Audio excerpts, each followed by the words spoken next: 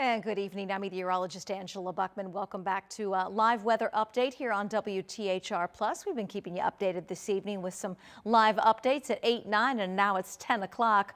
No warnings across central Indiana, so that's good news. But we've got lots of rain, lots of lightning. So for some, it's been a soggy and somewhat noisy Tuesday night across central Indiana. This is live Doppler 13 radar, and it's still very active at this hour. Areas of heavy rain, still picking up about 30 lightning strikes, not quite as many as we had earlier, but I am going to give you several closer views to show you where the rain is falling. Rain in downtown. We have rain in Beech Grove, south into Greenwood, west through Hendricks County, including Brownsburg, back into Crawfordsville as well. Some of the heavier rain is beginning to shift just a little farther south and east. Greenfield to Newcastle, south to Rushville. Let's go south, and if you focus on the areas of red, that will indicate some of the pockets of heavier rain approaching Nineveh, around Martinsville, approaching Cloverdale, back through Brazil, Clinton, and Terre Haute. In these pockets of red, maybe some small hail. Haven't had a lot of reports of hail this evening. Have had just a couple and a few out of Illinois as well. We head south, all of Morgan County covered in heavy rain right now, as well as Johnson County. And as I mentioned, we're starting to see this shift south and east into Columbus and Hope, so Bartholomew County, and then over toward Greensburg in Decatur County, now getting in on some of the heavier rain. Not much in the way of rain as we head north and east, so we're starting to dry out in Tipton and Kokomo. Still have some rain falling in the Lebanon area, Frankfort, back through Crawfordsville, Covington, and Attica. Last local stop is to the east. Again, not much rain now in Winchester and Parker City as it is beginning to shift south. Still have a fair amount of rain over Wayne County, including Economy and Richmond. And mentioned the Rushville area into Brookville, Connorsville, Liberty.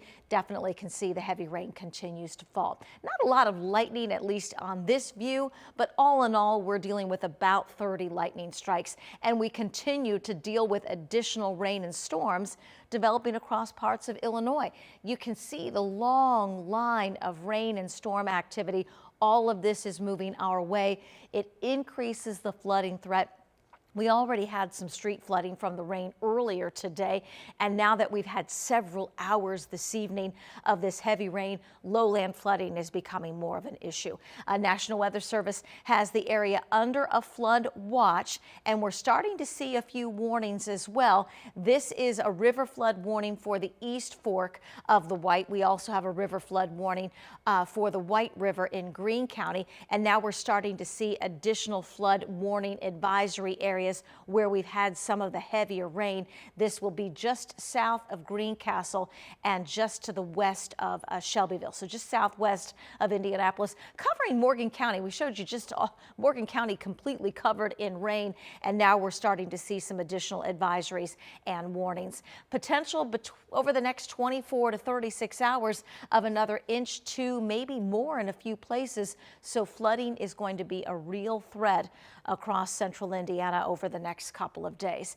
39 in Kokomo. On the south side or closer to this boundary, we are in the 50s in places like Bedford and Seymour. Most of us will get in the 50s tomorrow. Don't forget the umbrella. We'll be at 45 at 7 a.m., 51 at noon, highs upper 50s and low 60s. As we warm, we do expect the potential of some strong to severe storms. Storm Prediction Center out of Norman, Oklahoma has the southern half of the state at a level 1, thinking the best chance for rotating storms will be to our southwest. But right now, hail producers, wind producers, slight chance of a rotating storm tomorrow afternoon, tomorrow night, and early Thursday. Future Track 13 takes us into Wednesday morning. It is going to be a slow morning drive because of the wet roads. This is midday on Wednesday. We get some dry breaks, destabilize the atmosphere. Here comes the next wave of rain and storms. This will impact the Wednesday evening drive, and there will be another one developing for Wednesday night and early Thursday. Speaking of Thursday, high temperatures into the 60s. Another day you're going to need the umbrella. Another day you're going to want to be aware of the weather impacts, including the threat of flooding and maybe a stormy start. I show you why. This is Wednesday night at 11 o'clock. Here comes that next wave of rain and storms. This will impact the area Wednesday night into Thursday. Thursday 4 a.m. Thursday, 8 a.m., a soggy start. Again, slow morning drives the next couple of mornings, and then we finally start to see this shift south and east. We're not completely dry Thursday afternoon or evening, but less coverage expected.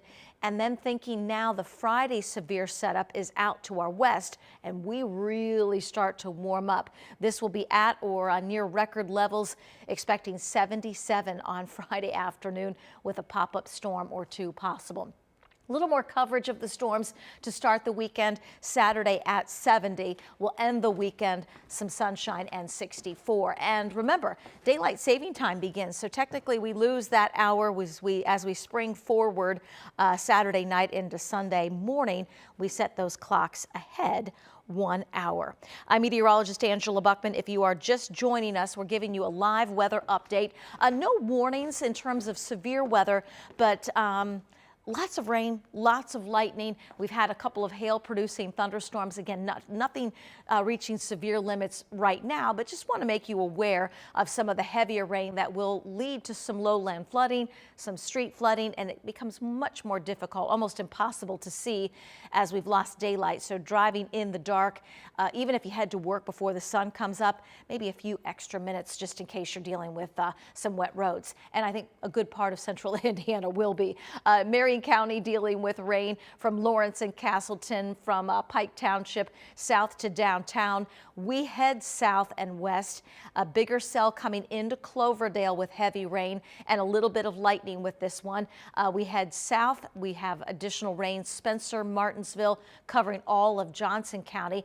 And remember, now we're starting to see a few of those flood warning and advisories because of all of this heavy rain. We head up toward Lafayette, Frankfort, Crawfordsville, the Lebanon area, back through Covington. We'll slide east. The rain for the most part has ended in places like Winchester and Muncie. Heavier rain to the south and east from places like Connorsville and Liberty, Wayne County, into the Brookville area, Rushville, even as far south as Columbus and Hope right now. Long line of rain and storms will keep it somewhat noisy for the overnight hours, and a slow morning drive expected as well. This is the flood watch. We've been highlighting some flood warnings, river flood warnings for the East Fork of the White and also the White River in Greene County, but now we've got a new one. So let me give you the update on these advisories and warnings in terms of the flooding situation. So these are some new advisories and warnings coming in.